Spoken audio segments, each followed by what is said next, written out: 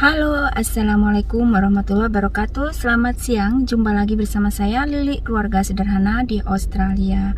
Oh ya, gimana kabar kalian semuanya? Semoga sehat walafiat ya, dilancarkan rezekinya, dimudahkan segala urusannya, bahagia dunia akhirat bersama keluarga tercinta.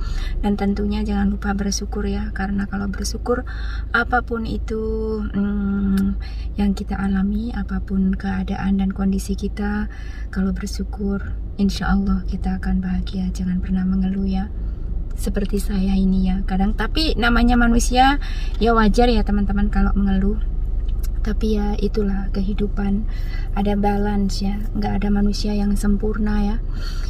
Jadi ceritanya hari ini tuh saya habis jemput JJ, saya mau ke rumah sakit.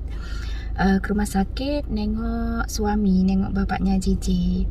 Dan ini aku mau cerita tentang kejadian di hari Minggu ya teman-teman.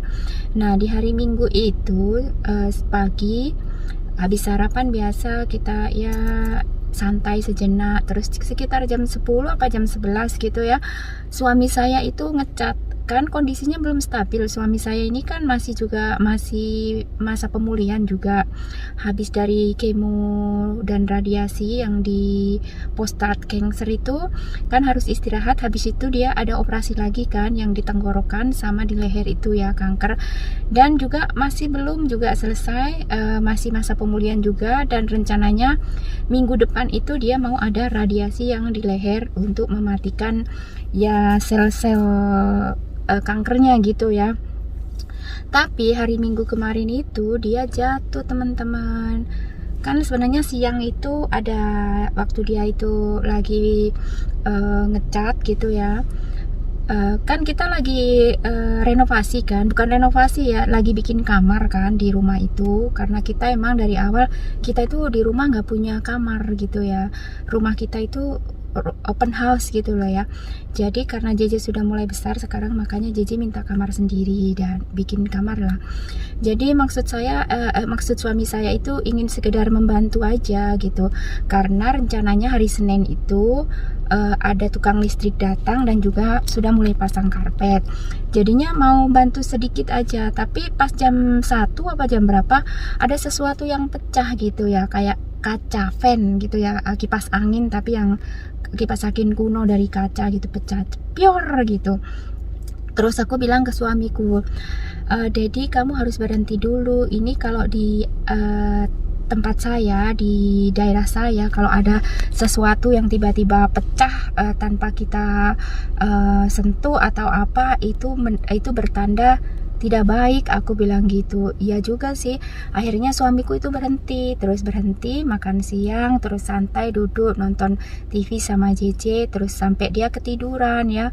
Mungkin sekitar jam 3 atau jam 4 dia ketiduran kan, capek emang, kondisinya kan juga masih masa pemulihan ya. Makan juga pun harus yang masih yang bener-bener lembut gitu ya, yang lembut, yang nggak terlalu kental, yang nggak kasar gitu. Terus ketiduran, terus jam 6 itu bangun. Terus saya tanya, kamu mau makan malam sekarang apa makan malam nanti?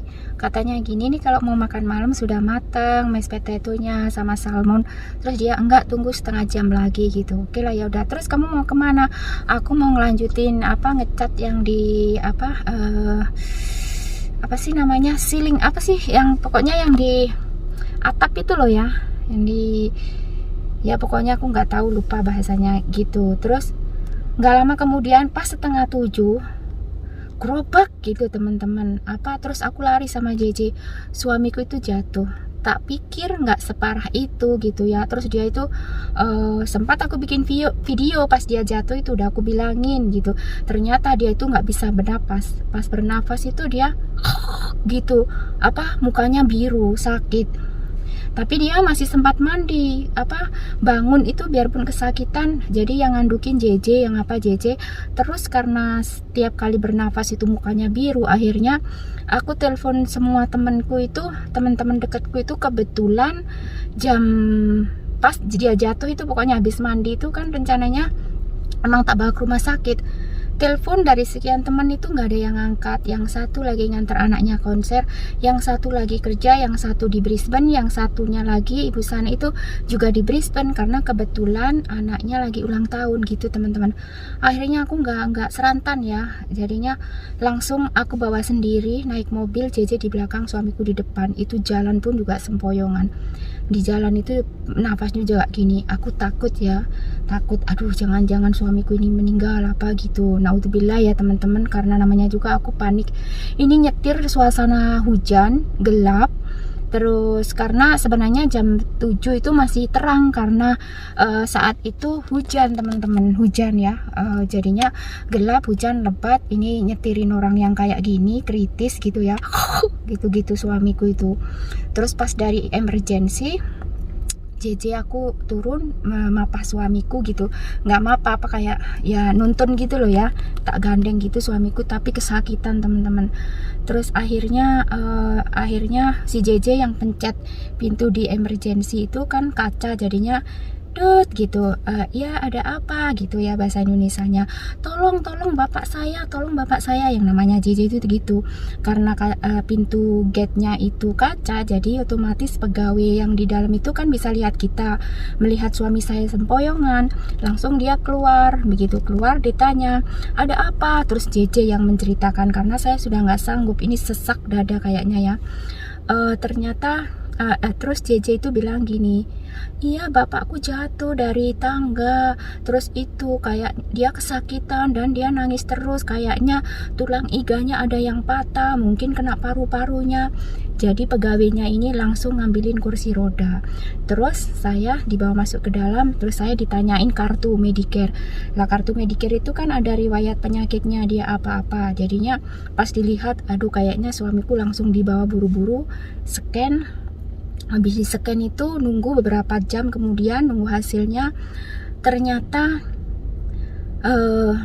dia patah tulang iga 4, yang satu itu menusuk limpah itu sampai berdarah. Jadi suamiku harus dibawa ke rumah sakit yang besar in case kalau ada apa dilakukan operasi gitu ya. Jadi terus jam 12 tengah malam kayaknya.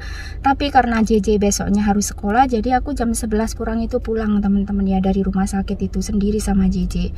Pas di jalan itu mana hujan, jalanan sepi, sudah nggak ada orang, jalanan itu sepi sekali, nggak ada orang. Cuma berpapasan dengan 2 truk, sama ada truk lagi sudah nyelip saya, truk besar-besar itu loh. Ya itu saya nangis saya. Sampai rumah JJ gosok gigi, tidur. Saya yang nggak bisa tidur kepikiran. Itu suami saya udah di rumah sakit, udah dibawa ke rumah sakit yang besar kayaknya 12:30, hampir menjelang pagi itu ya. Udah di dada-dada itu dikasih apa, dimonitor terus. Dan kemarin baru keluar dari ICU.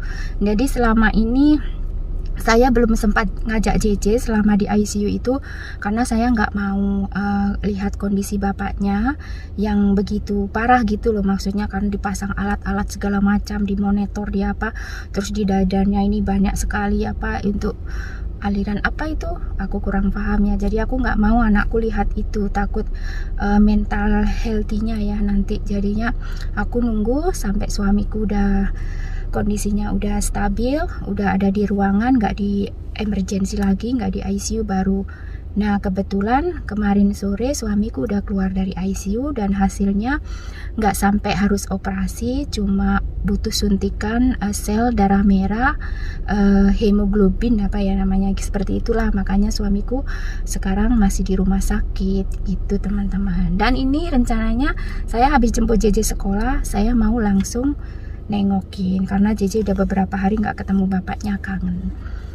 Udah ya teman-teman, saya mohon doanya. Itu singkat cerita saya di hari Minggu kemarin ya. Jadinya saya itu super padat aktivitasnya ya teman-teman.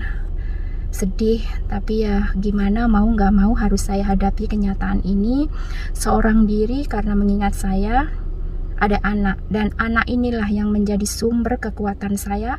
Dan saya percaya dengan Tuhan, dengan Allah, dengan agama saya, dengan Tuhan saya. Insya Allah di balik semua cobaan dan ujian yang saya hadapi ini pasti akan ada hikmahnya, pasti akan indah pada waktunya. Saya jadi tetap bersyukur. Oke ya teman-teman, saya mohon doanya untuk kesembuhan suami saya, dan kurang dan lebihnya saya mohon maaf yang sebesar-besarnya. Saya akhiri, wassalamualaikum warahmatullahi wabarakatuh. Sampai jumpa di next video teman-teman.